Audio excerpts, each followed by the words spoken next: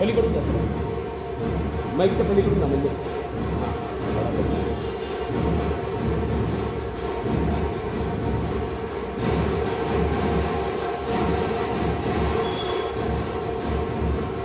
मंडली कवरदा विठ्ठल श्री ज्ञानेश्वर हे दुसरा अर्थ बघा तिथला दुसरा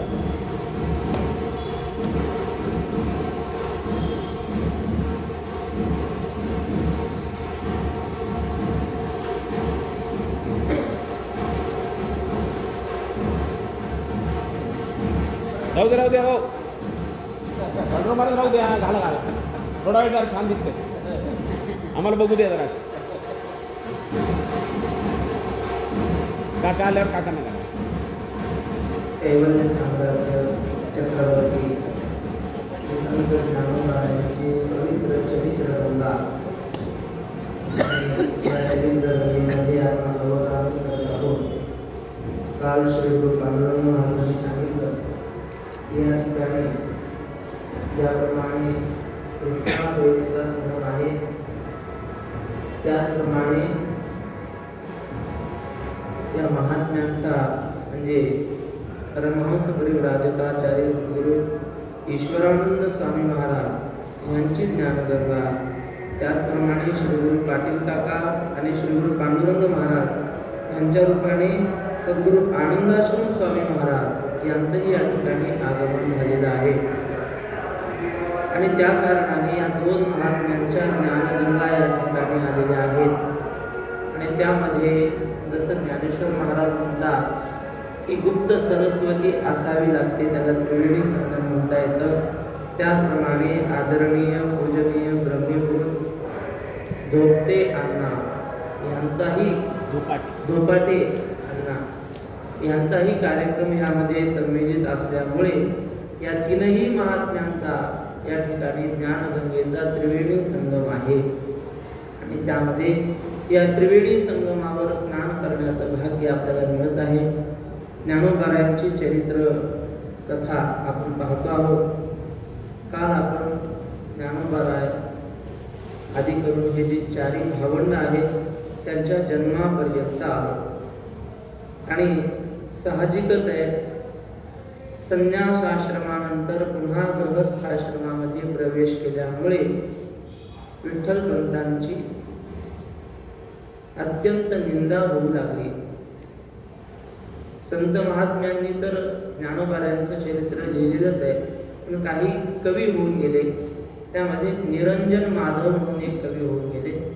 त्यांनी ज्ञानेश्वर महाराजांच्या चरित्राविषयी लिहिताना असं लिहिलंय चैतन्याश्रम हा गृहस्थाश्रम करी हे ऐकिले ब्राह्मणी केला त्याग तया तुळासी सकळी त्या सौहृदांच्या गणी कोणी दर्शनही कदापि न करी वंदील तै कोणता यांच्या पाहुनी लोक निंदित पथा मानी कसा जाणता झाला की उपहास फारची जनी भिक्षा मिळेना तदा पाला भक्षुनी वृक्ष संभव कधी तो या क्षणी एकदा भक्षी वायू कधी कधी करतळी भिक्षान्न भक्षोनिया ऐसा 12 वर्ष काळ क्रमिला मायान चित्ती तया. विठ्ठलपंतांचा छळ असा सुरू झाला की सगळ्यांनी या दोघांना वाळीत टाकलं. मुलांसह यांच्याशी कुणी बोलायचं नाही, कुठल्याही प्रकारची घेवाण यांच्याशी करायची नाही. जो यांच्याशी काही व्यवहार करेल त्याला सुद्धा वाळीत टाकण्यात येईल अशा प्रकारे सगळ्यांनी ठरवलं.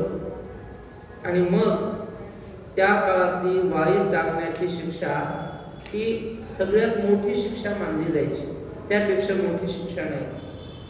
प्रभू रामचंद्रांनी रामायणामध्ये त्यांच्या मुखातला एक श्लोक वाल्मिकांनी प्रगट केलेला आहे. त्यांनी असं म्हटलंय की देश त्यागो महान व्याधी विरोधो बंधुभिस्सह धनहान्यपमानश्च मदनुग्रह लक्षणम. प्रभू रामचंद्र म्हणतात की माझ्या अनुग्रहाची काही लक्षणे, एखाद्या व्यक्तीवर रामाची कृपा झाली कशावरून समजायचं? म्हटले देश त्याग, म्हणजे त्याला लोकांनी हाकलून दिलं, गावाच्या बाहेर काढून दिलं, तर समजावं त्याच्यावर प्रभू रामाची कृपा झाली. महान व्याधी, हा मोठा आजार जडला, तो कशानेच नष्ट होऊ शकत नाही असा महारोग त्याला झाला, देवाची कृपा झाली असं समजावं. विरोध बंधुकीसह सगळ्या भावकींशी भांडण झाली, एकटा पडला, देवाची कृपा झाली. धनहानी, म्हणजे फार मोठी धनहानी झाली, संपत्ती नष्ट झाली, देवाची कृपा झाली. अपमानश्च, घोर अपमान झाला. हे सगळे प्रभू रामचंद्र म्हणतात माझ्या कृपेची लक्षणं आहेत. पण ही देवाची कृपा समजायला तेवढं तयारीचं अंतःकरण पाहिजे. श्री गुरु पाटील काका नेहमी सांगतात की प्रपंचातली प्रतिकूलता ही ईश्वराची कृपा असते आणि प्रपंचातली अनुकूलता ही ईश्वराची दया असते. काका म्हणले दया श्रेष्ठ की कृपा श्रेष्ठ? कृपा ही एक शक्ती आहे आणि ती दयेपेक्षा आणखी जास्त ताकदवान आहे. त्यामुळं जीवनामध्ये आलेले दुःख ही ईश्वराची कृपा समजली पाहिजे. विठ्ठलपंतांचा छळ सुरू झाला, लोक त्यांना भिक्षाही वाढेना, मग आता काय करावं? मग कधी झाडाची पानं खाऊन राहायचं. 72चा दुष्काळ ज्यांनी अनुभवला ते लोक सांगतात काहीतरी रानातली भाजी आणायची, शिजवायची आणि त्या भाजीवर, त्या पाण्यावर ते त्यांनी दिवस काढले. त्याप्रमाणे विठ्ठलपंतांनी स्वतः झाडाचा पाला खायचा, मुलाबाळांना कसं तरी जगवायचं, पत्नीला कसं तरी काही खायला द्यायचं, असं करत करत ते दिवस काढू लागले. आणि एके दिवशी असं मनात आलं की आपण त्र्यंबकेश्वरला जावं. आणि मग आपल्या मुलाबाळांना घेऊन विठ्ठलपंत त्र्यंबकेश्वरला निघाले. त्या ठिकाणी ब्रह्मगिरीची परिक्रमा सुरू केली आणि संध्याकाळची वेळ, माफ करा, पहाटे 4 वाजता परिक्रमा सुरू झाली. अजून उजाडलेलं नव्हतं, अंधार होता. आणि आपली 4 मुलं, निवृत्ती, ज्ञानेश्वर, सोपान काका आणि मुक्ताबाई आणि ही पती पत्नी, अशी ही 6 जण परिक्रमा करत होते. आणि त्या डोंगरातून परिक्रमा चालू होती, एकदम वाघाची डरकाळी ऐकू आली आणि आवाज आला ना, अगदी 2-3 सेकंदात समोर वाघाचे डोळे चमकताना दिसले. रात्रीच्या वेळी हिंसकराचे डोळे चमकतात असं म्हणतात. विठ्ठलपंतांच्या लक्षात आलं की वाघ संपला आहे. मग आता यश पलायस जीवती, बरोबर महाराज म्हटले त्याप्रमाणे, आता इथून पळण्याशिवाय दुसरा काही पर्याय नाही. मग अंधारात ज्याला जिकडे रस्ता दिसेल तिकडे सगळेजण पळू लागले. आणि त्या अंधारामुळे थोडी चुकामुक झाली. थोड्या वेळाने सगळे एकत्र आले, पण निवृत्तीनाथ काही सापडेना. ते कुणीकडे पळून गेले काही सापडेना. हाका मारल्या खूप, पण काही त्यांचा पत्ता लागला नाही. आणि योगायोगाने त्यांना अशी काही पाऊलवाट मिळाली की एका गुफेच्या जवळ गेले. पाऊलवाट गुफेत कोण आहे म्हणून पाहायला गेले तर तिथं गहिनीनाथ बसलेले होते त्या गुफेमध्ये. आणि महात्मा दिसतो म्हणून यांनी नमस्कार केला निवृत्तीनाथांनी. गहिनीनाथांनी डोळे न उघडताच आपल्या मुखातून उच्चार केला की बा, अरे किती वर्षापासून तुझीच वाट पाहत होतो. सत्शिष्याची वाट गुरु पाहत असतात. ज्ञानेश्वर महाराज म्हणतात की आंबा पिकला की पोपटाला आमंत्रण द्यावं लागत नाही, तो पोपट होऊन त्याच्याकडे येतो. त्याप्रमाणे साधना परिपक्व झाली की सद्गुरूंना कृपा करण्यासाठी बोलवावं लागत नाही. सद्गुरू त्या साधकाची वाट पाहत असतात, त्याला त्याच्यावर अनुग्रह करण्यासाठी. आणि मग गहिनीनाथांनी निवृत्तीनाथांना आपल्याजवळ बसवलं. आणि जी परंपरेनं नाथ संप्रदायाची विद्या, तिला ब्रह्मविद्या म्हणतात, सा विद्या या मुक्तये, जे अद्वैत तत्वज्ञान, ते निवृत्तीनाथांना त्यांनी आपल्या कृपेने संपूर्ण विद्या देऊन टाकली. विद्याधन आपलं सगळं देऊन टाकलं. ज्ञानेश्वर महाराज म्हणतात, क्षीर सिंधू परिसरी शक्तीच्या कर्ण कुमारी नेणो कै त्रिपुरारी सांगितले जे. क्षीरसिंधूच्या परिसरामध्ये भगवान महादेवाने पार्वतीच्या कानामध्ये जे गुप्त तत्वज्ञान सांगितलं होतं तेच मत्स्येंद्रनाथाने ऐकलं. मत्स्येंद्रनाथाने गोरक्षनाथाला सांगितलं, गोरक्षनाथांनी गहिनीनाथांना सांगितलं आणि गहिनीनाथांनी निवृत्तीनाथांना. ही परंपरा चालत आलेली आहे.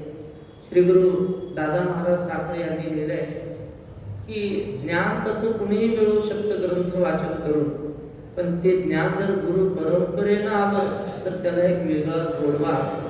दादांनी उदाहरण दिलंय 5व्या ग्रंथामध्ये की ते म्हटले समुद्राचं पाणी आपण थेट समुद्रामध्येच पाणी प्यायला गेलो तर आपली तहान भागू शकत नाही. मग तेच समुद्राचं पाणी वाफ होऊन ढगात जातं, ढगातून त्याचा पाऊस होऊन खाली पडतो, ते पाणी कुठेतरी मुरतं आणि ते पाणी विहिरीला येतं आणि ते पाणी जर आपण प्यालो तर आपली तहान जाऊ शकते. आहे पाणी समुद्राचंच, पण ते असं परंपरेनं आल्यामुळे त्याच्यामध्ये गोडवा आला. तसं आहे ज्ञान एकच, पण ते थेट आपण घ्यायला गेलो गुरु परंपरेशिवाय तर आपली तहान भूक ते ज्ञान भागवू शकत नाही. ते कोण्या तरी गुरुच्या सानिध्यात राहून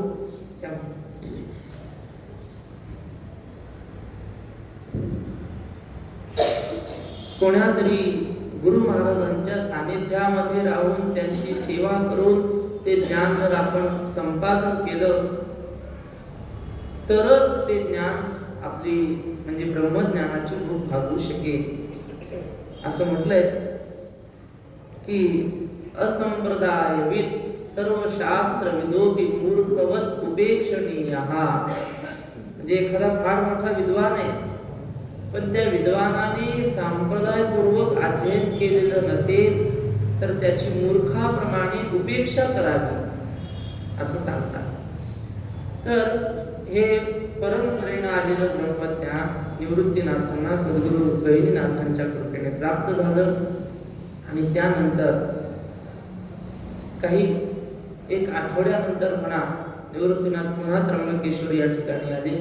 आई वडिलांची भेट झाली आणि पुन्हा हे 6ही जण त्र्यंबकेश्वर वरून आळंदीला आले.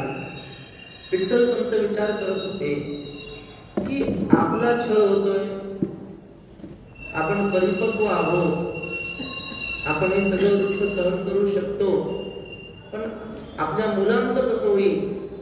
पुढे या लहान मुलांना कोण सामावून घेईल आपल्यामध्ये? असा सारखा मनामध्ये विचार सुरू होता. काय करता येईल? गावात कोणी या मुलांना जवळ येऊ देत नाही, ह्या मुलांना कोणी आपल्यासोबत खेळू देत नाही. ही 4 भावंडच खेळायची. 14 जण असल्यामुळे खेळ सगळे खेळता यायचे. खेळ खेळण्यासाठी एकटा माणूस खेळ खेळू शकत नाही, पण 14 जण असल्यामुळे जसे भगवान श्रीकृष्णाच्या बालक्रीडा आहेत त्याप्रमाणे ज्ञानेश्वर महाराजांनी सुद्धा अनेक खेळ खेळलेले आहेत. एवढंच नाही तर ज्ञानेश्वर महाराजांनी काही खेळ स्वतः त्या खेळांचा शोध लावलेला आहे. असे काही आपण ज्याला साप शिडी वगैरे म्हणतो, ज्ञानेश्वर महाराजांनी सुरू केलेला खेळ मोक्षपट. मोक्षपट हा ज्ञानेश्वर महाराजांनी निर्माण केलेला खेळ आहे. तर अशा प्रकारचे खेळ ते खेळत होते. आपले भारतीय खेळ, कबड्डीला पूर्वी हुतू तुतू म्हणायची पद्धत. आपण कबड्डी कबड्डी कबड्डी म्हणून करतो, तर पूर्वी हुतू तुतू तुतू म्हणून खेळायचे. ह्या खेळातून सुद्धा तत्वज्ञान शिकवलंय. हुतुतू म्हणजे काय? ते म्हटले खेळ खेळताना प्रपंच करताना मी म्हणायचं नाही, तू तू तू तू म्हणायचं. म्हणजे काय? कुठल्याही कामाचं श्रेय आपल्याकडे नाही. आपण जरी केलं तर मी नाही बाबा, हे सगळं तुम्ही करून घेतलंय, मी कोण आहे आपला? असं जर करत राहिलं तर प्रपंच आनंदाचा होतो आणि दुसऱ्याचं श्रेय आपल्याकडे ओढून घ्यायला लागलो तर मग काही नाही, मग खेळ मोडतो, मग खेळाचा आनंद येत नाही. असे अनेक खेळ, चेंडूफळी, अलीकडे आपण त्याला क्रिकेट म्हणतो, पण मूळ भगवान श्रीकृष्णाने चेंडूफळी खेळलेली आहे ना, त्यामुळे हा भारतीय खेळ आहे. श्री गोविंद देवगिरीजी महाराज ते म्हटले चेंडूफळी सुद्धा आपल्याला खेळ, जीवनाचं तत्वज्ञान असं शिकवते. एक चेंडू टाकणारा असतो गोलंदाज आणि एक त्याला आपण फलंदाज म्हणतो मराठी भाषेमध्ये. तर असे दोघं, मग तो चेंडू फेकणारा चेंडू फेकतो. या फलंदाजाने काय करायचं, काही झालं तरी चालेल पण बॉल आपलं तो चेंडू मागता तो चेंडू मागे काय म्हणतात आता त्याला, यष्टी पर्यंत जाऊ द्यायचा नाही, इकडच्या इकडे काढून द्यायचा बाहेर. एखाद्या वेळी काही धावा नाही निघल्या तरी चालतील पण यष्टी पर्यंत जाऊ द्यायचं नाही चेंडू. बा तसंच आहे म्हटले जीवनाचं. समोरून कधी सुखाचा चेंडू येतो, कधी दुःखाचा चेंडू येतो. तो चेंडू अंतःकरणापर्यंत जाऊ द्यायचा नाही, बाहेरच्या बाहेर काढून द्यायचा इकडच्या इकडे. बा ही चेंडू.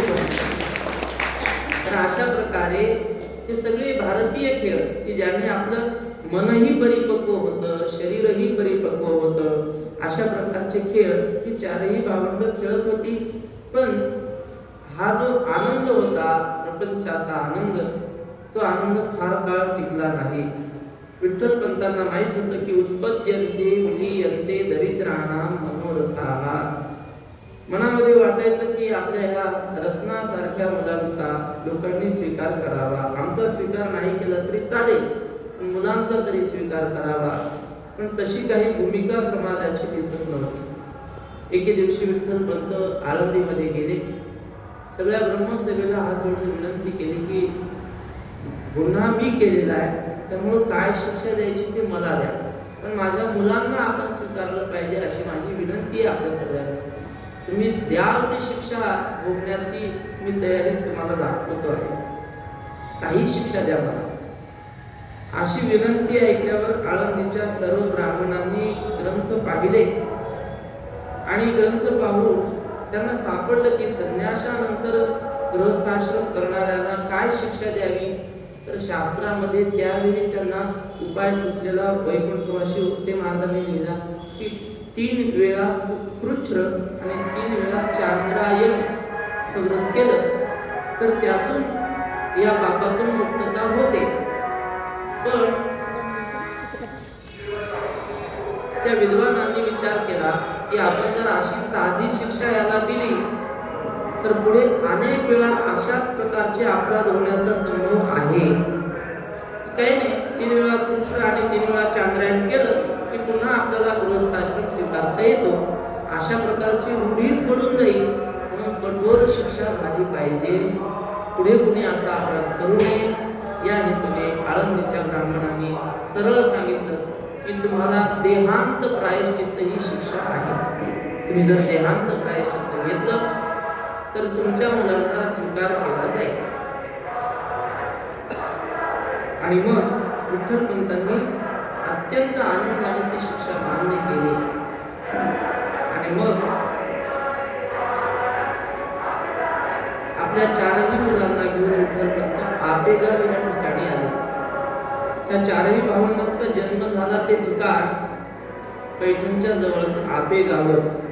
नामदेव महाराज म्हणतात की भक्त त्र्यंबक पंत मूळ पुरुष आदी जयाची समाधी आपेगावी, नामा म्हणे आम्हा दाविले नारायणे, झाली 4घे जण याच क्षेत्री. याच क्षेत्री म्हणजे आपेगावला चौघांचे जन्म झाला. तेव्हा हे जन्मगाव आपेगाव, तिथं फार त्रास देणारे लोक नव्हते, म्हणून या 4ही मुलांना घेऊन हे आपेगावला आले. एके दिवशी रात्रीची वेळ आणि विठ्ठल पंतांनी रुक्मिणीला सांगितलं की रुक्मिणी, देहांत प्रायश्चित्ताची शिक्षा मला आहे, तुझ्यासाठी शिक्षा सांगितलेली नाही. तेव्हा आता या मुलांना सांभाळण्याची जबाबदारी तू सांभाळायची, मी माझी शिक्षा ग्रहण करतो. रुक्मिणीने सांगितलं असं होणार नाही. कारण असं आहे की मी तुमची अर्धांगिनी आहे.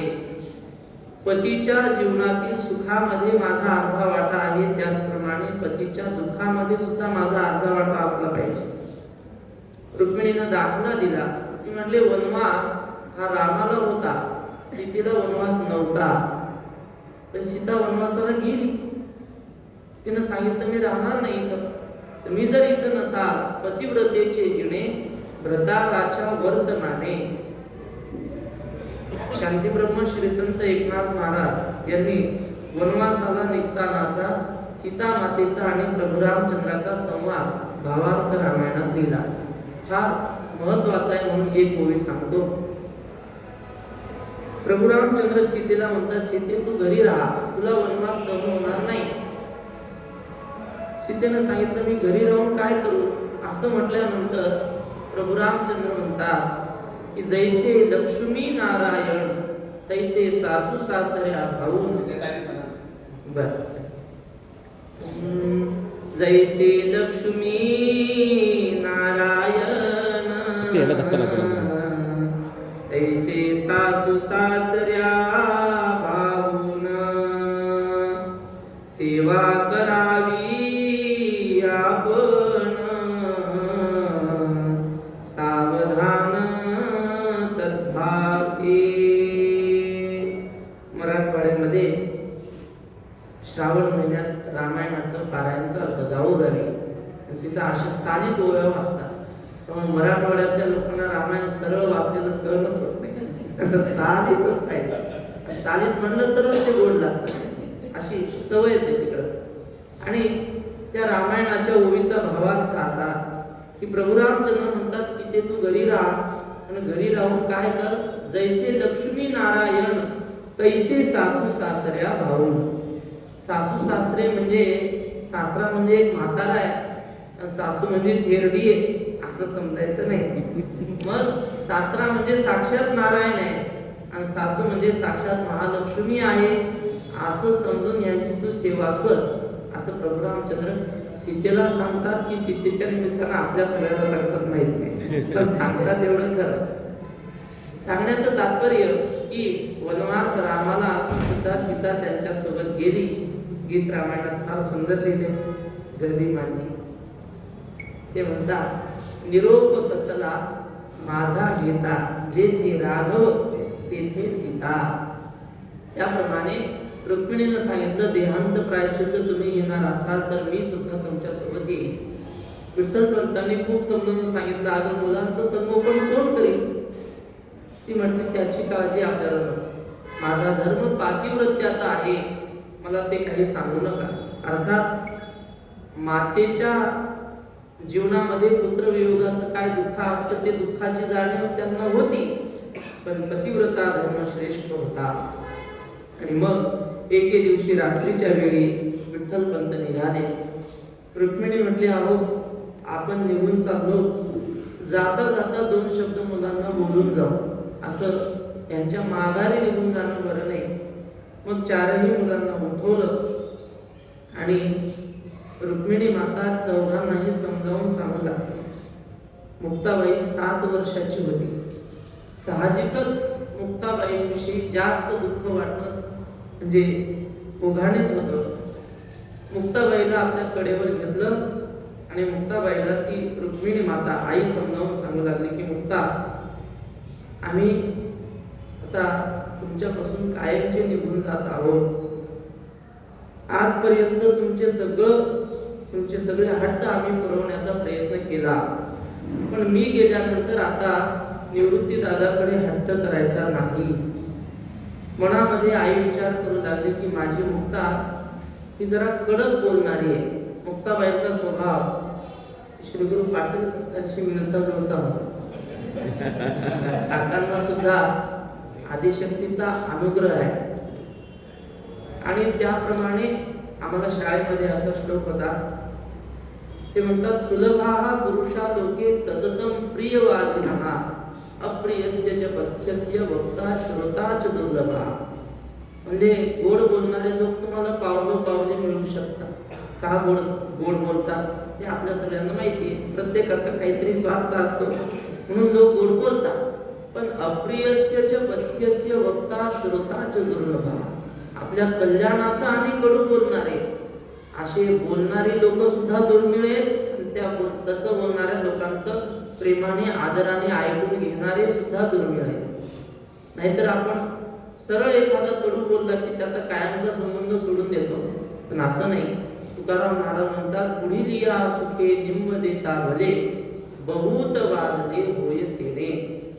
एखाद्या माणसाच्या कडू बोलण्यामध्ये आपलं कल्याण असतं. तेव्हा मुक्ताबाई अशी कठोर बोलणारी होती.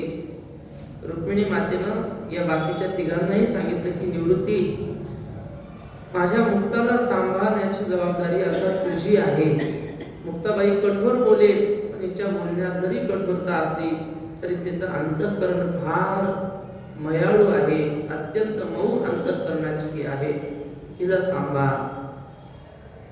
ही तिघही मुलं आहेत, कुठेतरी भिक्षा मागून खातील, पण माझ्या मुक्ताचं कसं होईल असं मनामध्ये विचार सुरू होता. आपल्या चारही मुलांचे गुण आठवत होते रुक्मिणी माता. वैकुंठवासी वक्ते महाराज म्हटले, असं असतं की संन्याशाला पुत्र वियोगाचं दुःख नाही, ज्याला पुत्र संतती नाही त्यालाही पुत्र वियोगाचं दुःख नाही. आणि तिसरा एक प्रकार असा की पुत्र आहे पण ते जर नावडते असतील, आई बापाच्या मनासारखं वागणारे नसतील, तरी त्यांच्या वियोगाचं फारसं दुःख होत नाही. पण मुलं रत्नासारखी नाही, साक्षात भगवंताचे अवतार असतील, सद्गुण संपन्न असतील. कल्पना करा, ज्या भगवान परमात्म्याने एवढं सुंदर जग निर्माण केलं, तो किती सुंदर असेल. भगवान महाविष्णू त्याने जर अवतार घेतला स्वतः, तर तो किती सुंदर दिसत असेल. तसे ज्ञानेश्वर महाराज होते, महाविष्णूचा अवतार, सखा माझा ज्ञानेश्वर. आदि माया शक्ती. ज्ञानेश्वर महाराज म्हणतात, माया दूर राहू द्या, त्या मायेचा एक छोटासा गुण जर एखाद्याकडे असेल, जी ते अळूमाळू रूपा गुणाचा चाळ ढाळू ते भलतैसाही खेळू लेखा आम्ही. त्या मायेचा छोटासा एखादा गुण जर एखाद्याला प्राप्त झाला, गायन नावाचा गुण, तर तो आपल्या गुणाच्या शक्तीने सगळं जग वेळ करू शकतो. आणि मग मा ये प्रकृती तव गुणमयी हेची नाव. मग ही प्रकृती म्हणजे माया तर साक्षात गुणमयीच आहे. किंबहुना सावेव गुणतेची हे, की माया म्हणजे साक्षात गुणाचंच रूप आहे. अशी आदि माया शक्ती तिनं जर अवतार घेतला तर ती कशी असेल? श्री संत मुक्ताबाई सारखी असेल. आदि शक्ती मुक्ताबाई दासी जणी लागे पाई. महादेवाचे अवतार निवृत्तीनाथ महाराज आणि ब्रह्मदेवाचे अवतार सोपानकाका. ह्या चारही भावंडांना ती रुक्मिणी माता समजावून सांगू लागली की मुलांना, आम्ही गेल्यानंतर गावातल्या मुलांमध्ये खेळायला जायचं नाही, कुणाशी काही वाद करायचं नाही, आपल्या घरीच राहायचं. निवृत्ती आणि ज्ञानेश्वर तुम्ही दोघांनी भिक्षा मागायला जायचं, सोपान आणि मुक्ताबाईला सांभाळायचं. अशा सगळ्या प्रकारची शिकवण आई सांगत होती. आणि जड अंतःकरणाने आपल्या पतीच्या मागे जाण्याची तयारी सुरू होती. मनात विचार चालू होता की आम्ही इथं असतानाच गावातल्या लोकांनी एवढा त्रास दिला, गेल्यानंतर तर काय होईल? कोण ह्यांना भिक्षा वाढेल? कोण ह्यांना सुखदुःखामध्ये विचारपूस करेल? कुणी जर यांच्याशी भांडलं, कुणी मारलं, तर ह्यांचं सांत्वन कोण करेल? अशा प्रकारची कालवा कालव मनामध्ये सुरू होती. विठ्ठलपंत सुद्धा जड अंतःकरणाने शेवटचं काहीतरी मुलांशी बोलण्यासाठी जवळ आले आणि मुलांना सांगितलं, हे बघा मुलांना, आता आम्ही गेल्यानंतर तुमचे आई वडील म्हणजे पंढरपूरचे विठ्ठल रखुमाई असे बोललेलं ज्ञानेश्वर महाराजांनी ऐकलं. आणि जणू काही ज्ञानेश्वर महाराज म्हटले, बाबा काळजी करू नका, आम्ही दरवर्षी आमच्या माहेराला भेट देत जाऊ. जगातली लोकही संसार करतात, आम्ही या लोकांसारखा छोटासा संसार करणार नाही. आम्ही सगळं जग हेच आमचं कुटुंब समजू आणि अवघाची संसार सुखाचा करीन, आनंदे भरीन तिन्ही लोक. आणि बाबा तुमचा वारीचा नियम आम्ही मोडू देणार नाही. जाईन गे माये तया पंढरपुरा, भेटेन माहेरा आपुलिया, सर्व सुकृताचे फळ मी राहीन, क्षेम मी देईन पांडुरंगा, बाप रखुमा देवीवरून विठ्ठलाची भेटी, आपुले समसाठी कपली ठेला, जाईन गे माये तया पंढरपुरा, भेटेन माहेरा आपुलिया.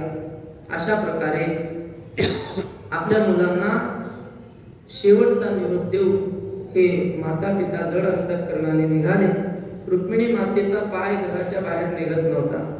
पुन्हा बाहेर जायची, पुन्हा घरात घ्यायची, मुक्ताबाईला उचलून घ्यायची. मुक्ताबाईच्या पाठीवरून हात फिरवायचे. असं बराच वेळ झालं आणि मग विठ्ठल पंत पुढे निघाल्याबरोबर त्यांच्या मागे निघाले आणि त्रिवेणी संगमावर, म्हणजे याला आता कुंभमेळा झाला, कोणतं क्षेत्र ते प्रयाग क्षेत्री गेले. शास्त्र असं सांगताय की आत्महत्या करू नये. नाथ महाराजांनी असं लिहिलंय की जो आत्महत्या करून निघाला तो मरताची नरका गेला. जो आत्महत्या करून मरतो तो मेल्याबरोबर नरकाला जातो. आणि किती वर्ष म्हणजे त्याची काही गणती सांगता येत नाही. त्या जीवाला मुक्तताच नाही. ज्याने आत्महत्या केली त्याच्या एवढं पाप दुसरं कोणतंही नाही. कोटी ब्रह्महत्या गोहत्येसी प्रायश्चित्त बोलिले आहे शास्त्रार्थेशी, परी आत्महत्या करी त्यासी प्रायश्चित्त शास्त्रार्थेशी बोलिले नाही. कोट्यावधी ब्रह्महत्या जरी एखाद्याने केल्या तर शास्त्र त्याला काहीतरी प्रायश्चित्त सांगतं. कोट्यावधी गोहत्या झाल्या काहीतरी त्याला तोडगा शास्त्र सांगतं. पण आत्महत्या करणाऱ्याला प्रायश्चित्त सांगताच येत नाही, कारण प्रायश्चित्त घ्यायला शिल्लकच कोणी नाही ना. म्हणून नाथ महाराज म्हणतात कधी आत्महत्या करू नये. पण ही जी विठ्ठलपंत आणि रुक्मिणीने देह अर्पण केला ही आत्महत्या नव्हती. रुक्मिणी माता जाताना विचार करत होती म्हणा की मी गेल्यानंतर गावातल्या महिला मला नावं ठेवती की एवढीशी छोटीशी गोंडस मुलगी सोडून त्या स्त्रीला कसं जाऊ वाटलं असेल, असं मला नाव ठेवतील गावातल्या स्त्रिया. पण रुक्मिणी म्हणाली मी कठोर नाही, हा शास्त्र निर्णय कठोर आहे. आम्ही आमच्या मनाने देह त्याग करत नाही. शास्त्राने सांगितलंय, शास्त्र म्हणेल जे सांडावे ते राज्य ही तृण मानावे, जे घेववी ते न म्हणावे विषयी विरू. तस्मात् शास्त्रम प्रमाणन्ते कार्य व्यवस्थित ज्ञात्वा शास्त्र विधानोक्तम कर्म कर्तुमिहार असी. शास्त्राच्या निर्णयाप्रमाणे दोघांनीही प्रयागावर आपला देह अर्पण केला. आणि त्यानंतर ही चार भावंड आळंदीच्या ब्राह्मणांना विनंती करू लागले की तुम्ही सांगितल्याप्रमाणे आमच्या आई वडिलांनी देहांत प्रायश्चित्त घेतलं आहे, आमचा स्वीकार करा. आणि त्यानंतर आळंदीकरांनी सांगितलं तुमचा स्वीकार आम्ही करू, पण केव्हा पैठणला जाऊन शुद्धीपत्र घेऊन या. वैकुंठवासी मामासाहेब दांडेकरांनी असं लिहिलंय. ते म्हटले या बाबतीत आळंदीकर ब्राह्मण चुकले. ते म्हटले शुद्धी देहांत प्रायश्चित्ताची शिक्षा तुम्ही दिली आणि शुद्धीपत्र आणायला पैठणला पाठवता ही चूक आहे. तुम्हाला जर सगळं करता येत होतं, शिक्षा देत होती तर शुद्धीपत्र तुम्ही द्यायचं. आणि मग असं ऐकल्यानंतर निवृत्तीनाथ म्हटले ज्ञानोबा अरे शुद्ध कोणी व्हायचं असतं जे अपवित्र आहेत त्यांनी. आपण काय अपवित्र आहोत का? आपण ब्रह्मरूप आहोत. ब्रह्म काय मलिन होतं का? ज्ञानेश्वर महाराज म्हटले दादा ते सगळं खरं आहे, पण आपण ज्या समाजामध्ये राहतो त्या समाजाचे नियम मोडून चालत नाही. ज्या पद्धतीचा समाज आहे त्या पद्धतीनं आपण वागलं पाहिजे. यद्यपि सत्यम लोकविरुद्धम नाचरणीयम ना करणीयम. जरी आपलं खरं असलं तरी आपल्याला शुद्धीपत्र आणलं पाहिजे. ज्ञानेश्वर महाराजांच्या मुखातला शब्द असा आहे प्रत्यवाय आहे अशास्त्री चालता पावन अवस्था जरी झाली. म्हटले दोष लागतो. महात्मा असला म्हणजे त्याने शास्त्रविरुद्ध वागावं असं शोभत नाही. ज्ञानेश्वर महाराजांचा पूर्वीपासूनचा स्वभाव असा की आपल्या मागे येणाऱ्यांचा विचार करायचा. ते म्हटले आपण जर शुद्धीपत्रासाठी काही प्रयत्न केला नाही तर यानंतर कुणी व्रतबंधच करणार नाही. ते म्हणते ज्ञानेश्वर महाराजांनी कुठं व्रतबंध केला होता. आणि मग ही उपनयन संस्कार शास्त्र प्रणाली सगळी बंद पडेल. म्हणून आपण प्रयत्न करणं आपलं कर्तव्य आहे. एक मोठं कुटुंब चरित्रामध्ये असे सहज आठवलेली गोष्ट सांगतो. चरित्रातली नाही ही गोष्ट. मोठं कुटुंब होतं आणि घरामध्ये 7-8 जणी महिला मंडळी, 15-20 लहान लहान मुलं, असं मोठं एकत्र कुटुंब ते. आणि मग महिलांनी आपली आपली कामं वाटून घेतलेली. कोणी स्वयंपाक करायचा, कोणी धुणी करायची, कोणी भांडी वगैरे असं. आणि ज्या मातेकडे स्वयंपाकाचं काम होतं तिला काहीतरी मुलाच्या शाळेत हे सही वगैरे करायला जायचं होतं. तिनं आपल्या जाऊला सांगितलं की हे बघ मला जरा काम शाळेत जायचंय, मी भाजी शिजायला ठेवली, फक्त मीठ घालायचं राहिलंय, तेवढं मीठ घाल. ती म्हटली, अहो माझंच काम मला उरकलं, तुमचं कुठं सांगताय, मला नाही जमायचं. बर मग नणंद होती, तिला सांगितलं, अहो जरा भाजीत मीठ घाला, मी शाळेत जाऊन येते. तिनं सांगितलं, माझा कॉलेजचा अभ्यास झालाय, मला काही तुम्ही सांगू नका, तुमचं तुम्ही बघा. सासूला सांगितलं, सासूबाई तुम्ही तरी तेवढं काम करा. सासू म्हटली, जन्मभर मी हेच केलंय, आता म्हातार कुणीतरी मला निवांत बसू द्या. बा सगळ्यांना विनंती केली, पण कोणी ऐकलं नाही. शेवटी गेली शाळेत, म्हणजे बघू आल्यावर. आणि मग तिच्या जाऊन विचार केला, आज हिला काहीतरी काम निघलंय, उद्या मला निघू शकतं ना, हिचं काम मी केलंच पाहिजे. तिनं आपल्या हाताने मीठ टाकलं. ननंदीने विचार केला, मला कॉलेजचा अभ्यास जास्त आला नाही का, मी म्हणते वहिनी मला करू लागेल, थोडं लिहू लागेल. मग त्या मला मदत करतात. मग आता आज ह्यांचं नाही ऐकलं तर उद्या माझी मदत होणार नाही. ती गेली, तिनं तिच्या हाताने मीठ टाकलं. शेवटी सासूने विचार केला, अजून हातपाय चालतात म्हणून बरं आहे, एकदा जागेवर बसली म्हणजे सगळं ह्यांनाच सांगणार आहे मी काम. मग काम आता ऐकलं पाहिजे. सासू गेली ना, आपलं उदार मनाने मीठ टाकलं भाजी. आणि मग ही आली शाळेतून. तिनं विचार केला, ज्ञानेश्वर महाराज सांगतात ते खरंय, कोणी कोणाचं नसतं, आपुली आपण करा सोडवणं, संसार बंधन तोडावे. तिनं हिच्या हाताने मीठ टाकलं. त्या भाजीमध्ये पाण्यापेक्षा मीठच जास्त. आणि मग घरचा म्हातारा माणूस जेवायला बसला. एक घास घेतल्याबरोबर त्याच्या लक्षात आला, आज फार गोंधळ झालेला दिसतो. पण शहाणी माणसं तुकाराम महाराज म्हणतात, जेवायला बसल्यावर स्वयंपाकातल्या चुका कळत नाही. आळणी ऐसे कळ आले तरी भले मौन द्यायचे.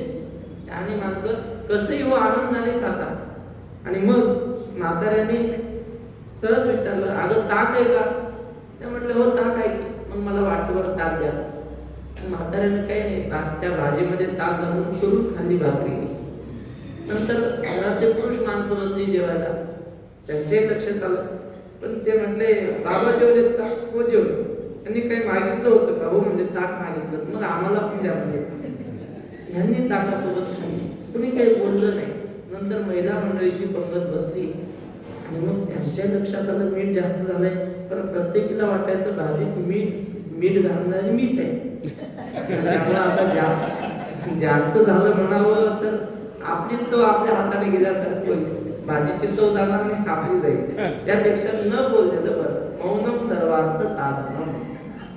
सगळ्या जणींनी ताकासोबत जेवण केलं, काही झालं नाही. खरं म्हणजे त्या दिवशी त्या घरी भांडणं व्हायला पाहिजे होती, पण नाही झाली. का तर म्हटले, मोठा माणूस शांतपणे जेवला म्हणून. म्हाताऱ्याने चूक काढली असती तर पुढे सगळ्यांनी चुका काढल्या असत्या. म्हातारा शांत जेवला म्हणून सगळे शांत जेवले. ज्ञानेश्वर महाराज म्हणत होते, दादा यद्यद आचरती श्रेष्ठा तत्तद एव इतरे जनाः.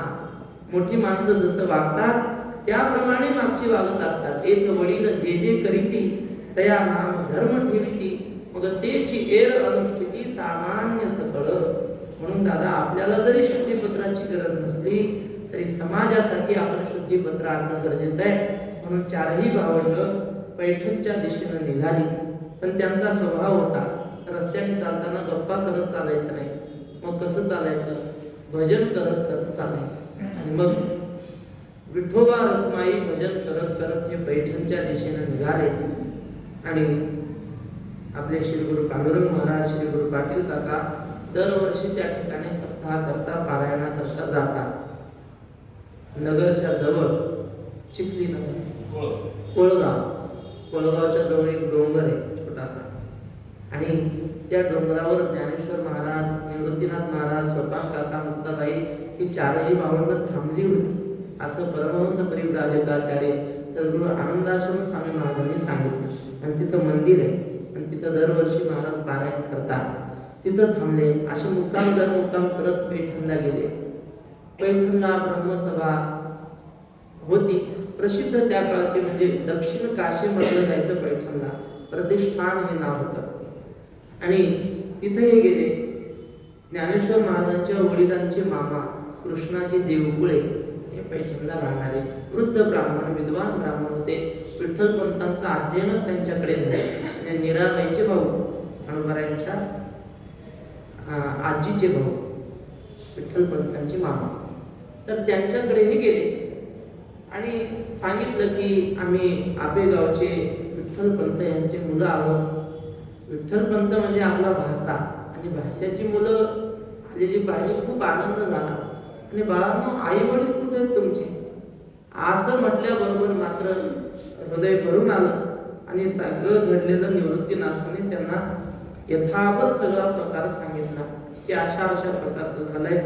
आळंदीकरांनी देहांत प्रायश्चित्ताची शिक्षा दिली आणि आई वडील दोघेही निघून गेलेत आणि शुद्धीपत्र घेण्यासाठी आम्ही इथं आलो.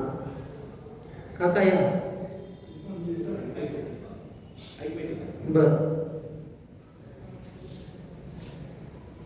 चारही भावंडांनी सांगितलं की असा असा प्रकार घडलाय.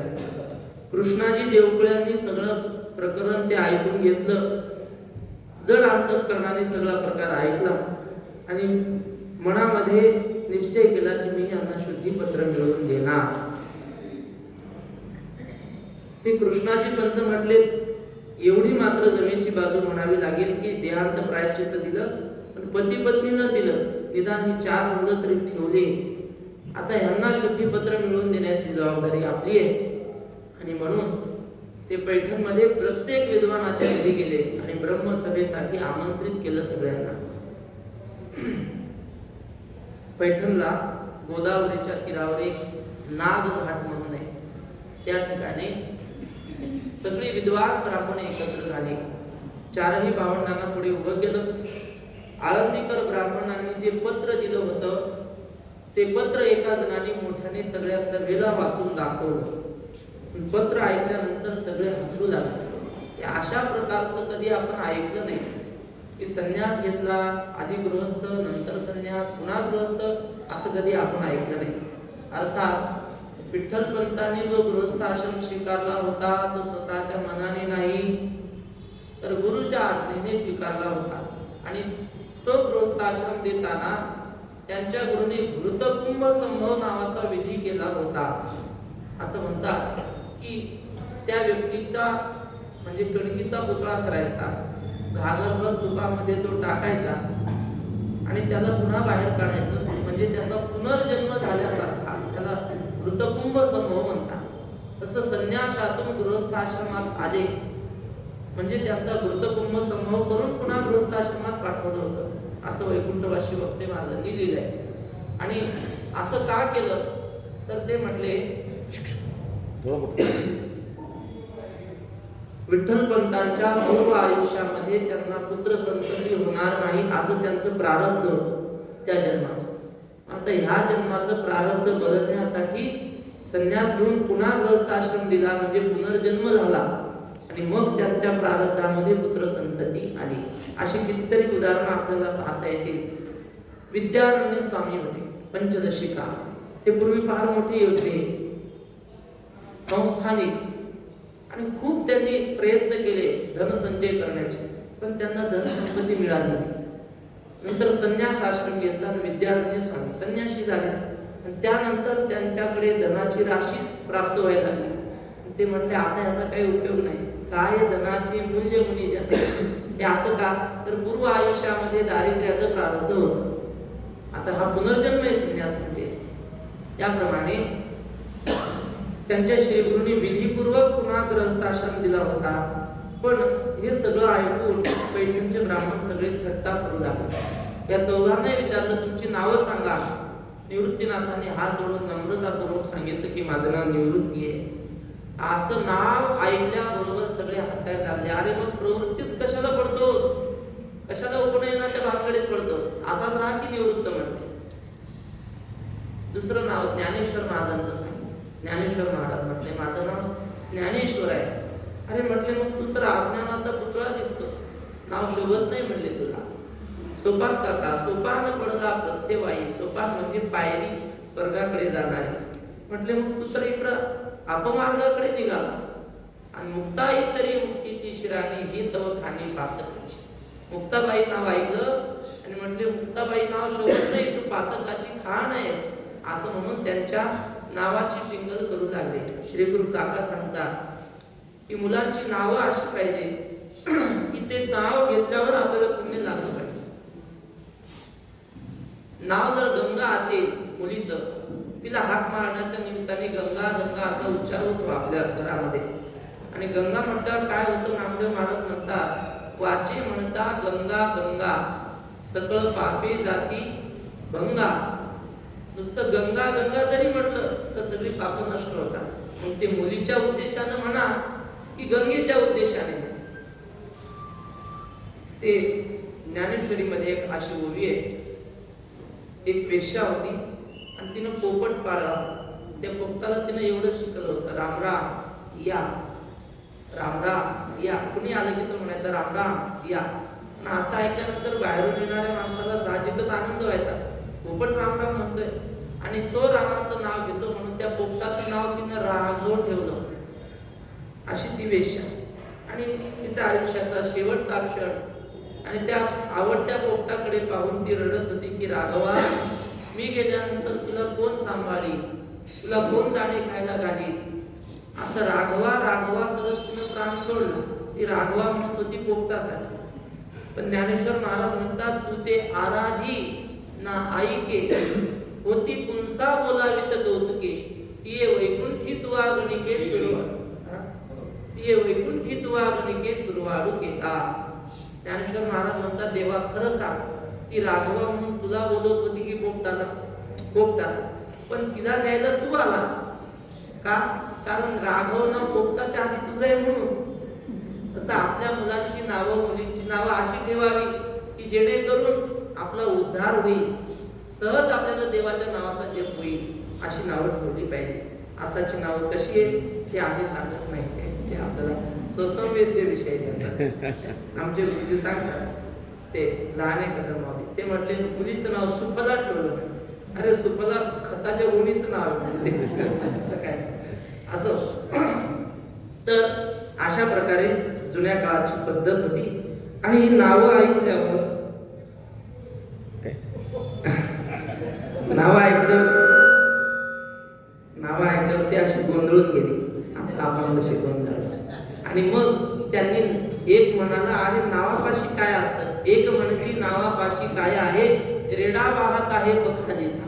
एक जण म्हटला, अरे नावापाशी काय असतं, याचं नाव ज्ञानेश्वर आहे आणि तो समोर रेडा चाललाय की नाही, त्याचं नाव सुद्धा ज्ञानेश्वरच आहे, त्याला सुद्धा तो शेतकरी ज्ञान्या म्हणूनच हाक मारतो. नावापाशी काय असतं असं म्हणून हसायला लागले. ज्ञानेश्वर महाराज म्हटले, अहो रेड्याकडे काय हात करतात, रेडा मी एकच आहे, त्याची उपाधी फक्त भिन्न आहे. या उपाधी माझी गुप्त चैतन्य असे सर्वगत ते तत्वज्ञ संत स्वीकारशी. असं ज्ञानेश्वर महाराज बोलल्यावर त्या एका ब्राह्मणाने सांगितलं, त्या शेतकऱ्याला कोणाला इकडे घेऊन येणे रेडा आणला, तिथं समोर उभा केला आणि ज्ञानेश्वर महाराजांना म्हणू लागला की ह्याच्यातून तुझ्यात काही फरक नाही, भेद नाही. ज्ञानेश्वर महाराज म्हटले नाही, तसं काही विशेष नाही, फक्त उपाधी मात्र, आमचं दोघांचा अधिष्ठान ब्रह्म एकच. आणि मग असं ऐकल्यावर त्या शेतकऱ्याच्या हातातला चाबूक घेतला आणि रेड्याच्या पाठीवर फटके मारले. फटके बसत होते रेड्याच्या पाठीवर आणि वळ उठत होते ज्ञानेश्वर महाराजांच्या पाठीवर. 2-3 फटके मारल्याबरोबर ज्ञानेश्वर महाराजांच्या पाठीवर वळ उमटले आणि मुक्ताबाई मोठ्याने ओरडली, अहो मारू नका, माझ्या दादाला त्रास होतोय. मारिता आसुर महिषाची पाठी आणि तोची वळ उठी ज्ञानदेवा. या माध्यमातून ज्ञानेश्वर महाराजांनी सांगितलं की पायी काटा नेहटे ते व्यथा जीवी उमटे, तैसा पोळे संकटे फुलांचे. ज्ञानेश्वर महाराज म्हणतात, तळ पायामध्ये काटा टोचला तर वेदना हृदयाला होता, अंतर खूप आहे पण वेदना इथं होतात की नाही संत. पाणी डोळ्यातून येतं, काटा पायाला टोचला पाणी डोळ्यातून येतं. तसं ज्ञानेश्वर महाराज म्हणतात, संतांचा स्वभाव असा असतो, पुढच्या परक्या माणसाला दुःख झालं की ह्यांचा अंतःकरण कळलं, त्याला संत म्हणतात. जे का रंगले गांजले त्यासी म्हणे जो आपुले, तोची साधू ओळखावा देव तेथेच जाणावा. काही लोकांना कळलं की ही मुलं सामान्य नाही, पण लोक चाणाक्ष अतिहुशार असतात. ते म्हटले, अहो यांचा बाप सगळा भारतभर फिरलेला होता, कुठून तरी हे अशी चाटूक चुटूक विद्या यांनी शिकली असेल करणी धरणीची, आणि ती विद्या आपल्या पोरांना यांनी शिकवली, म्हणून त्या रेड्याच्या पाठीवर केवळ याच्या पाठीवर म्हटले. मग म्हटले की करणी धरणी कशावर चालत नाही, म्हटले वेदावर करणे धरणीचा प्रयोग चालत नाही. मग एक जण म्हटलं, अरे तू आणि हा रेडा एक आहे ना, तुला तुझ्या वडिलांनी वेद शिकवले, वेदमंत्र शिकवले, तू जसे वेदमंत्र म्हणतोस तसे ह्या रेड्याच्या मुखातून वेदमंत्र म्हणू का? ते म्हटलं त्यात काय अवघड आहे. ज्ञानेश्वर महाराज म्हणतात की एखाद्यावर जर सद्गुरूची कृपा असेल ना, तो काही करू शकतो, त्याच्यासाठी अशक्य काही नाही. ना तरी जे धातुवादा ही न जोडे, ते लोहीची बंधने सापडे, जरी दैव योगी तडे परिसुहाता, तैसी गुरुकृपा होय, तरी करिता काय आपण म्हणे, म्हणून ते अपार माते आहे ज्ञानदेव म्हणे. तेणे कारणे मी बोलेन, बोली अरूपाचे रूप दावीन, अतींद्रिय परी भोगवीन इंद्रिया करवी. ज्ञानोबराय म्हणतात तसं ब्रह्म डोळ्याने न दिसणार आहे, अस्पर्श आहे, हाताने स्पर्श करता न येण्यासारखं आहे. पण तुम्हाला खरं सांगतो म्हटले, माझ्या सद्गुरूची माझ्यावर कृपा आहे, आणि त्या कृपेच्या सामर्थ्याने डोळ्याने न दिसणारं ब्रह्म सुद्धा प्रत्यक्ष तुमच्या समोर उभी करू शकतो सद्गुरूच्या सामर्थ्यावर. तसं काही करणं अशक्य नाही. श्री गुरु सारिखा असता पाठी राखा, इतरांचा लेखा कोणतरी. ज्ञानेश्वर महाराजांनी निवृत्तीनाथाकडे पाहिलं आणि आज्ञा मागितली. निवृत्तीनाथांनी आशीर्वाद दिला आणि मग ज्ञानोबारायांनी त्या रेड्याच्या डोक्यावर मस्तकावर हात ठेवला. ज्ञानदेव म्हणे बोले रे ऋग्वेद, ओंकार मूळ शब्द प्रणवाचा. ज्ञानेश्वर महाराजांनी उच्चाराला सगळ्यात कठीण असलेला ऋग्वेद त्याला म्हणायला सांगितला. आणि आश्चर्य असतं, नाथ महाराज म्हणतात, रेड्या मुखी वेद बोलविला, गर्भद्विजांचा हरविला, शांती रूपे प्रगटला ज्ञानोबा माझा. त्या रेड्याच्या मुखातून वेद मंत्र प्रकट झाले. आणि रेडा वेद म्हणतोय आणि एवढे शुद्ध म्हणत होता की असं म्हणतात ते सगळे विद्वान मंडळी घरी गेली, प्रत्येकाने आपली आपली पोथी आणली आणि पोथीतल्या ज्या चुका होत्या त्या दुरुस्त करून घेतल्या. एवढा शुद्ध रेडा वेद म्हणतो. आणि मग तो वेद म्हणायचं काही थांबेना, त्याचं मंत्र चालूच. असं म्हणतात त्याला समाधी देईपर्यंत त्याचे मंत्र चालू होते. आळे फाटा ऐकली तिथे त्याला समाधी दिली. उतरले तेव्हा आळ्याची वडी, पशुतये स्थानी शांत केला. त्याची ती सवयच होऊन गेली होती, रोज वेदमंत्र म्हणायचे. श्री गुरु काका सांगतात ज्ञानेश्वर महाराजांनी रेड्याच्या मुखातून वेदमंत्र का म्हणून घेतले. तसं तर वेदमंत्र कुणी म्हणावे हे शास्त्राने सांगून ठेवलेले आहे. तैसे द्विजासीत ब्रह्मसूत्र, एरा स्तोत्र का नाम मंत्र. ज्ञानेश्वर महाराज म्हणतात की जे द्विज असतील त्यांनीच वेदमंत्र म्हणावे. ज्ञानेश्वर महाराजांनी त्या रेड्याच्या मुखातून ओळख घेतली. आता ह्यांना काय शास्त्र. श्री गुरु काकांनी काल सांगितलं की रेड्याच्या मुखातून वेदमंत्र म्हणावे अशी ब्राह्मणांची आज्ञा होती. त्या आज्ञेचं पालन करण्यासाठी वधून घेतलं. ब्रह्म आज्ञा आहे म्हणून हे वधून घेतलं. अर्थात कुणीही वेदमंत्र म्हणू नये ही आज्ञा काय तशीच ठेवली. आज्ञा म्हणून तेवढ्या पुरते वधून घेतले.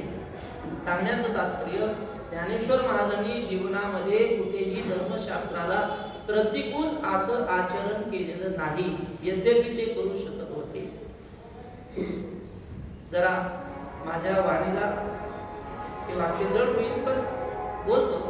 काही लोक धर्मशास्त्राने आमच्यावर अन्याय केला पण धर्मशास्त्र जाळायला निघतात. एक व्याख्याते म्हटले होते, खरं तर ज्ञानेश्वर महाराज इतका अन्याय कोणावर झालेला नाही. धर्मशास्त्राच्या विरोधात बंड पुकारायला हवं होतं ज्ञानेश्वर महाराजांनी, पण ज्ञानेश्वर महाराजांनी ते केलं नाही. का? कारण ही समाजाची परंपरा, समाजाची घडी ही मोडू शकते. म्हणून अशा प्रकारचं आपण करणं योग्य नाही. ज्ञानेश्वर महाराजांनी सगळ्या धर्मशास्त्राच्या आज्ञा अत्यंत आनंदाने स्वीकारून हे सगळं आपला परमार्थ मार्ग यशस्वी करून या कारणे पै बापा जया आधी आपुली कृपा, तिने वेदाची या निरोपा आणि न कीजे. अर्जुना, ज्याला वाटतं आपलं कल्याण व्हावं त्याने वेदाची आज्ञा कधीही डावलू नये. धर्म विश्वस्य जगत प्रतिष्ठा. ज्याला जीवनामध्ये सुख मिळावं असं वाटतं त्याने धर्माला सोडू नये. सगळ्या विश्वाचं संगोपन करण्याची जबाबदारी, सामर्थ्य धर्मामध्ये आहे. आता आपल्याला दुसरं काही इथं कॉप्या सगळ्या आहेत बोलवायचं. लिहून ठेवलं इकडे तिकडे पाहून तुमचे चेहरे वाचायचे नाही तर हे वाक्य वाचायचे दुसरं काय. धर्म एव हतो हंती धर्म रक्षती रक्षितः. धर्माचं रक्षण करणाऱ्याचं धर्म स्वतः रक्षण करतो. आणि ज्याने धर्माला सोडून दिलं त्याचा नाश होणार हे अटळ आहे. म्हणून ज्ञानेश्वर महाराजांनी कुठेही धर्माला सोडलेलं नाही. आणि रेड्याच्या मुखातून वेदमंत्र आलेले पाहून सगळे आश्चर्यचकित झाले, नमस्कार करू लागले सगळे. आणि त्यानंतर थोडा बहिष्कार कमी झाला. ज्यांच्या घरी मुक्कामी होते ते कृष्णाजी देवकुळे यांनाही आनंद झाला की आता आपल्या ह्या नातवंडांना शुद्धीपत्र मिळणार. आणि पैठणच्या ब्राह्मणांनी त्या काळी बोगदेव नावाचे फार प्रसिद्ध ब्राह्मण होते. देवगिरीच्या राजाचेही ते पंडितच होते. तर त्यांनी शुद्धीपत्र लिहिले ज्ञानेश्वर महाराजांसाठी. ते शुद्धीपत्र उपलब्ध आहे आता वाचण्यासाठी.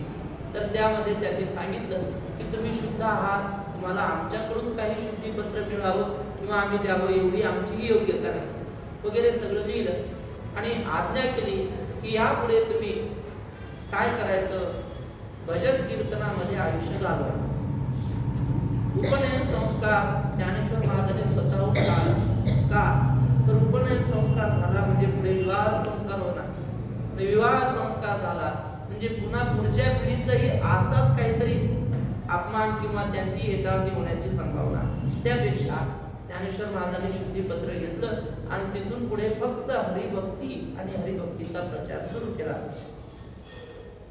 शुद्धीपत्र मिळालं आणि त्या पैठणमध्ये पैठणच्या लोकांनी ज्ञानेश्वर महाराजांना काही काळ ठेवून घेतलं की इथे तुम्ही थांबा, तुमच्याकडून आम्हाला काही परमार्थ श्रवण करायचं आहे. सांगती पुराण रात्री कीर्तन पैठणीचे जन वेढी येले. दिवसभर पुराण सांगायचं आणि संध्याकाळी ज्ञानेश्वर महाराजांचं कीर्तन असायचं. आणि असा पुष्कळ 6 महिन्याचा काळ गेला. आणि पैठणमध्ये ते कृष्णाजी देवकुळे होते.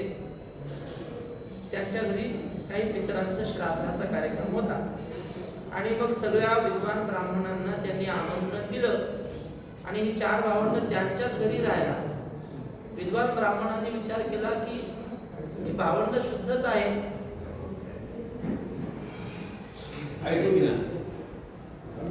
एकदम आवाज कमी होतो.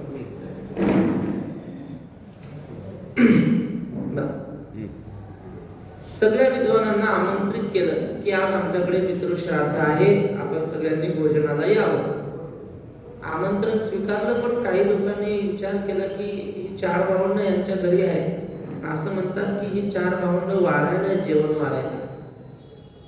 अन्न आहे ब्राह्मणाचं शुद्ध आहे, ही 4 भावंडही शुद्ध आहेत. पण म्हटले यांच्या हातचं अन्न खाणं योग्य नाही असा मनामध्ये किंतु प्रत्येकाच्या आला. आणि मग आमंत्रण तर घेतलं पण जेवायच्या वेळेला कुणीच येईना. मग आता काय करावं, अन्न तर तयार आहे सगळं. ज्ञानेश्वर महाराजांनी पाहिलं, विचारलं आजोबा का तुम्ही चिंता करता.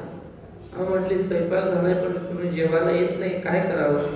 ज्ञानेश्वर महाराज म्हटले काळजी करू नका, हे आले नाही ना मग आपण खरे पितर बोलू. ज्ञानेश्वर महाराजांनी हातामध्ये अक्षता घेतल्या. आ गच्छन्तु महाभागाः म्हणून अंगणातून अशा अक्षतावर फेकल्या. त्या अक्षता जशा खाली आल्या त्या अक्षता बरोबर पैठणच्या 3 पिढ्या, बाप आजा पणजा, आई आजी पणजी अशा 3 पिढ्या जेवढे स्वर्गवासी झाले होते ते धावतच सगळे आले आणि पटापटा सोहळे नेसून सगळ्या पुरुषांची एका बाजूला महिलांची एका बाजूला पंगत बसली आणि एकदम मंत्रघोष सुरू झाला. ते पैठणकर विचार करत होते आपल्यापैकी तर कोणी गेलं नाही, मग हा मंत्रघोष कसा ऐकू येतो. मग वाड्याच्या दाराच्या फटीतून पाहत होते. ज्याने दारातून पाहिलं त्याला त्याचाच आजोबा दिसायचा. ते म्हणे आपले आजोबा जाऊन तर 20 वर्ष झाले, हे आले कसे. पुन्हा दुसरं कोणी पाहायला गेला त्याला त्याची आजी दिसायची. आणि मग त्यांच्या लक्षात आलं आपण ज्यांचा बहिष्कार करतो आहोत, बरं एवढी प्रतीती येऊन सुद्धा रेड्याच्या मुखातून वेद बोधवून झाल्यानंतरची ही गोष्ट आहे. समाज सहजासहजी स्वीकारत नाही. असं कोणीतरी लेखकाचं वाक्य आहे. ते म्हटले महाराष्ट्रात मोठं होण्यासाठी आणि आपलं महत्व समाजाला करण्यासाठी मरावं लागतं. मेल्यावर महाराष्ट्रातल्या लोकांना तो महात्मा होता हे कळतं, तोपर्यंत नाही. कोणाचं तरी असेल, मी त्यांच्या मुखात नाही, मी असं कोणीतरी व्याख्या त्याची म्हणत नाही. तर एवढं होऊनही त्यांनी स्वीकार केला नाही. मग त्यांना कळालं की आता मात्र हे नक्की महात्मे आहेत, ईश्वर अवतार आहेत हे सिद्ध झालंय. आणि त्यानंतर ज्ञानेश्वर महाराजांनी पैठणकरांचा निरोप घेतला. 6 महिने पैठणमध्ये राहिले, अध्यात्म ज्ञानाचं तिथं निरूपण केलं.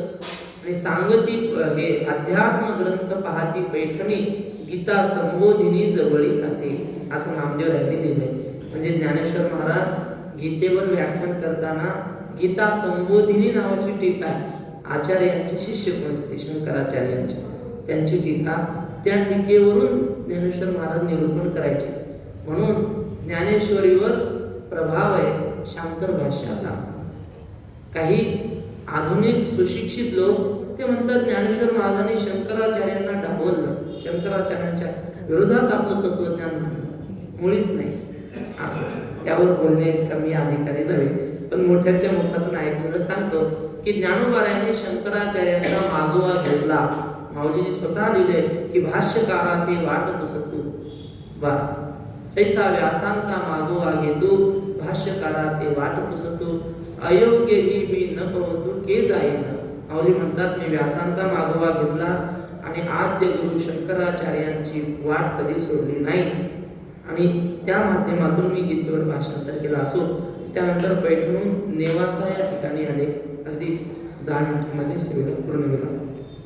तर नेवासा या ठिकाणी आले.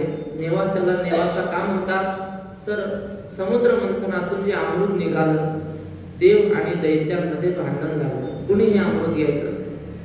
आणि मग भगवंताने मोहिनीचा अवतार घेतला आणि राक्षसांना फसवून देवांनाच ते अमृत पाजलं. कथा आपल्या सगळ्यांना माहिती आहे. आणि त्यामध्ये तो राहू नावाचा पुढे राक्षस, तो देवांच्या रांगेमध्ये येऊन बसला. त्याने चोरून ते अमृत प्राशन केलं. त्या मोहिनीने त्या राहूचा वध केला आणि ती मोहिनी पुढे नेवासा येथे येऊन राहिली. त्या मोहिनीचं दुसरं नाव म्हाळसा. तर म्हाळसा क्षेत्र म्हणून नेवासाचं एक नाव. आणि देवीने म्हाळसेने तिथं निवास केला म्हणून नेवासा, निवासाचं नेवासा असा अपभ्रंश झाला. निधी निवास असं त्याचं, निधी निवास असं नाव आहे नेवासा. हा वा. तर निधी निवास त्याचा अपभ्रंश पुढे नेवासा असं झाला. तर त्या ठिकाणी ज्ञानेश्वर महाराज आले आणि तिथे एक मशीद होती. आणि हे ज्यावेळी त्या निवासामध्ये आले, अचानक मोठा पाऊस आणि वादळ सुटलं. आता कुठे जाऊ, समोर मशीद दिसली म्हणून मशिदीमध्ये सगळे गेले. आणि मग तो जो तिथला मौलवी होता तो मोठ्याने ओरडायला लागला, अरे इथं काय येता, ही मुसलमानांची मशीद आहे, इथं येऊ नका, येऊ नका, मोठ्याने ओरडायला लागला.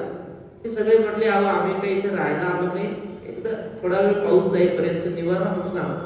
नाही नाही म्हणजे चालणार नाही, आमची मशीद अपवित्र होईल, ही आमची मशीद आहे, हिंदूंची नाही. ज्ञानेश्वर महाराज म्हटले हिंदूंचीच आहे. म्हटले कशावरून, ते म्हटले मशिदीला विचारा. तर म्हटलं मशीद दगडा मातीची ते बोलणार आहे का, ते म्हटले विचारून तर बघा. मग त्याने विचारलं, तू कोणाची आहेस. त्या मशिदीतून 3 वेळा आवाज आला, मी हिंदूंची आहे, मी हिंदूंची आहे, आणि मी हिंदूंची आहे. असं पुष्कळ ठिकाणी आपण जर जाऊन विचारलं त्या मशिदीला तर हेच आवाज येते. तर हे प्रकरण श्री गुरु भक्ती महाराजांनी चरित्रामध्ये लिहिलं. आणि ते जुनं महादेवाचं मंदिर होतं म्हणतात. आणि हा आवाज ऐकल्यावर तो मौलवी घाबरला, म्हणले काहीतरी वेगळंच आहे, आपलं पळून गेलं बरं. आणि तो पळून गेला आणि तिथं त्या खांबाला टेकून, ते जुनं महादेवाचं मंदिर, त्या खांबाला टेकून ज्ञानेश्वर महाराजांनी ज्ञानेश्वरी सांगितली. हे पुढे कथा आहे. पण कुणाच्या हाताने लिहिली, सच्चिदानंद बाबा आदरे लेखकू झाला, शके 12 शके 12 तै टीका केली ज्ञानेश्वरे, सच्चिदानंद बाबा आदरे लेखकू झाला. एवढी छोटीशी कथा सांगता आणि सांगू. तर त्या निवासामध्ये एक कोणीतरी गृहस्थ वारले, त्यांची अंत्ययात्रा चालू होती. आणि त्यांची मंडळी सती जाण्यासाठी सौभाग्य अलंकार सगळे घालून निघाली होती. आणि हे सगळे संत महात्मे दिसले, ज्ञानेश्वर महाराज वगैरे. तिला वाटलं आता मरायचं तर आहेच, पण जाता जाता साधूच्या पायावर डोकं ठेवून मग आपलं पतीच्या सोबत सती जाऊ. आणि मग ज्ञानेश्वर महाराजांच्या पाया पडले. ज्ञानेश्वर महाराजांनी सौभाग्यवती भव असा आशीर्वाद दिला. ती म्हटली, महाराज तुम्ही सौभाग्यवती भव म्हणता, हे समोरून चाललेली प्रेत यात्रा माझ्या पतीची आहे, तुमच्या आशीर्वादाला अर्थ काय? ज्ञानेश्वर महाराज म्हटले, कोण आहे तुमचे पती? म्हणजे त्यांचं नाव सच्चिदानंद बाबा आहे. ज्ञानेश्वर महाराज म्हटले, सच्चित आणि आनंद कधी मरत नसतो का? जो मरत नाही त्याला तर सत म्हणतात. ज्ञानेश्वर महाराज तिथे आले, लोकांना सांगितलं ते प्रेत खाली ठेवा आणि त्याच्या डोक्यावर हात ठेवला आणि सच्चिदानंद बाबा उठा असं म्हटल्याबरोबर झोपलेला माणूस जसा जागा होतो तसे खार करते उठले. आणि त्यांच्या लक्षात आलं की आपण गेलो होतो, यांच्या कृपेने जिवंत झालो. मग पुन्हा ते घरी गेले नाही, पुन्हा ज्ञानेश्वर महाराजांच्या सोबत. कारण आपल्याला जे आयुष्य मिळालंय हे परमार्थ करण्यासाठी ज्ञानेश्वर महाराजांच्या कृपेने मिळालंय. आपल्याला सुद्धा देवाच्याच कृपेने मिळालंय. मागे 2-3 लाटा येऊन गेल्या, थंडीच्या नव्हे, कोरोनाच्या येऊन गेल्या. लोक म्हणतात आम्हाला देवानं वाचवलं, त्यापेक्षा म्हणजे आमची इम्युनिटी चांगली होती म्हणून आम्ही वाचलो. इम्युनिटीचं काय नाही, इम्युनिटीचे राजे गेले, दवाखान्याचे मालक गेले, पण आपण जगलो. याचा अर्थ तुकाराम महाराज म्हणतात, बरवे झाले आजीवरी, नाही पडिलो मृत्यूचे आहारी, वाचवणी आलो हेतवरी, उरले ते हरी तुम्हा समर्पण. आणि मग ज्ञानेश्वर महाराजांनी त्या सच्चिदानंद बाबांना ज्ञानेश्वरीचा लेखक म्हणून समोर बसवलं. चातुर्मास होता, पावसाळ्याचे दिवस होते. निवृत्तीनाथ म्हटले, ज्ञानोबा आता आपल्याला कुठं फिरता तर येणार नाही, मग इथं 4 महिने राहायचं, उगं काहीतरी बोलत बसण्यापेक्षा थोडं गीतेवर बोलत जातो, गीतेवर काहीतरी सांग. आता गुरुची आज्ञा म्हणून सांगायला बसले. काही फार चिंतन करत होते असं नाही. ज्ञानेश्वर महाराज म्हणतात, म्हणून रिकामे तोंड करू गेले बडबड, की गीता ऐसे पुढा पुढे रिकाम तोंड. पण आता काहीतरी बोलायचं म्हणून बसलो सांगायला. तर माऊली म्हणतात, सहज गीतेवर बोलायला बसलो तर ज्ञानेश्वरी निर्माण झाली. सहज त्यांच्या ऐकता गोष्टी परमार्थ पोटी दृढावे, किंवा सहज बोलणे हित उपदेश करून सायास शिकविते. ती ज्ञानेश्वरी कशी आहे, तिचं महत्व काय आहे, याचा विचार उद्याच्या चिंतनामध्ये. पुंडलिक वरदा विठ्ठल श्री ज्ञानदेव विठ्ठल विठ्ठल